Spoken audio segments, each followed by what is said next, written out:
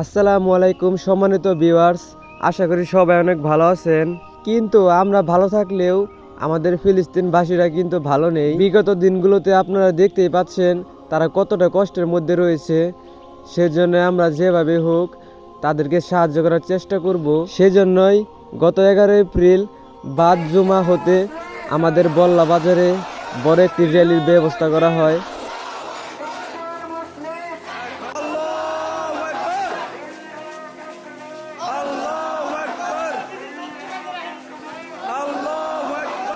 আমরা মুসলিম, আমাদের অবশ্যই উচিত অন্য মুসলিমদেরকে সাহায্য করা, বিশেষ করে ফিলিস্তিনরা তারা যে কষ্টের মধ্যে রয়েছে। আলহামদুলিল্লাহ সেখানে আমি উপস্থিত ছিলাম, সত্যি অনেক বেশি ভালো লাগছিল। তাদেরকে অন্য কোনোভাবে সাহায্য না করতে পারলেও মিছিলে অংশগ্রহণ করতে পেরে সত্যি অনেক ভালো লাগছিল।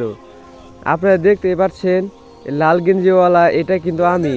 তার জন্য বল্লা কেন্দ্রীয় আহলে হাদিস জামে মসজিদ থেকে বড় একটি র্যালি মিছিল বের করা হয়। আর আমরা অবশ্যই সবাই চেষ্টা করব ইসরায়েলি পণ্য বয়কট করার জন্য।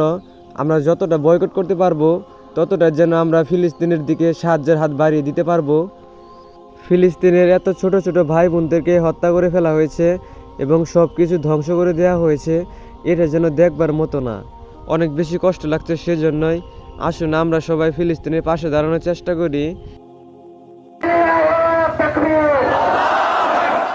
আপনাদের প্রত্যেকের কাছে অনেক বেশি অনুরোধ রইল যে আপনারা সবাই এই ভিডিওটি শেয়ার করে দিন, যাতে সব জায়গা থেকে এই রকম র্যালি মিছিল বের করা হয় এবং ইসরায়েলি পণ্য বয়কট করা হয়। ধন্যবাদ সবাইকে।